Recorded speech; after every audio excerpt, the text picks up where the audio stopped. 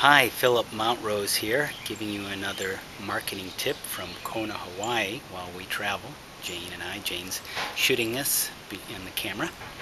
And the idea today is how to stay in the creative flow. That is, being more in your creative flow. Doesn't that sound good? Isn't it wonderful when life is creative? So what's creative for you in your business and what you want to do? Is it writing? Is it consulting? Is it teaching? Is it communicating in some way? Or all of the above or something else? You know what it is because when you're doing it, time flows. You're in a timeless dimension and you enjoy it so much. You know that. And it seems that work becomes play that way. And that's the idea of crafting a life where you're in the creative flow, which playing and working merges together.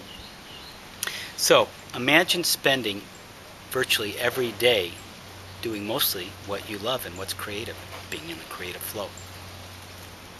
How will you feel? What would that be like for you? How much more effective would you be in whatever you want to do? How much more meaningful would your life be? How many more people could you help by being in the creative flow? It's all very possible, and I'll explain a little more in just a moment.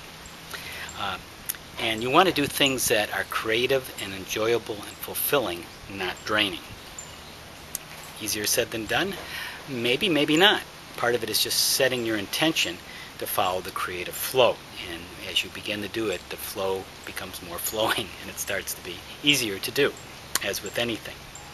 And you want to enlist support from not only the universe, and however you want to say it, from invisible support, your guides or whoever you feel is helping you on an invisible level, and then delegate as soon as you can tasks that you don't want to do, you don't need to do, because to follow your life purpose and be creative with things, sooner or later you realize you can't do it all, and a lot of the things you don't want to do. It might involve house cleaning or bookkeeping, doing things on the computer or designing a website.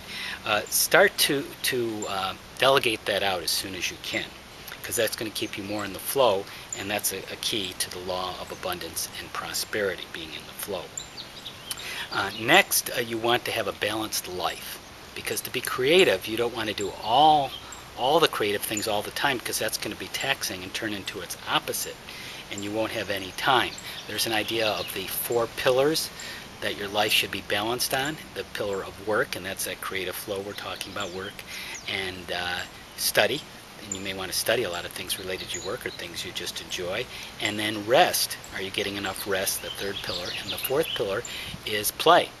And I know some of work will become play, but some things will just be completely different, hobbies or artwork or sports, other activities that are just thoroughly enjoyable that will clear your mind and rejuvenate you. The next idea is to manage your time, because now that you're beginning to get more in the creative flow, you want to schedule and prioritize ways to be in the creative flow so you don't get into routines and get overwhelmed and trying to find a spot, an opening to be creative. It doesn't work very well for most people. You actually have to manage your time and schedule it, even if it's just a few minutes here and there. And Jane, do you have any thoughts about the creative flow as we're getting close to closing here?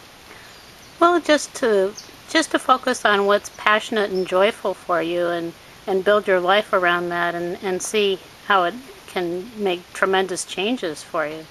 That's what we did, and it's a great life. It is, and you can do it too. And how much more enjoyable will your life be when you're in the creative, we call it synchronous flow, where things are working in your favor. Take small steps today. What's a little small step you can do today, this week, to be more in the creative flow?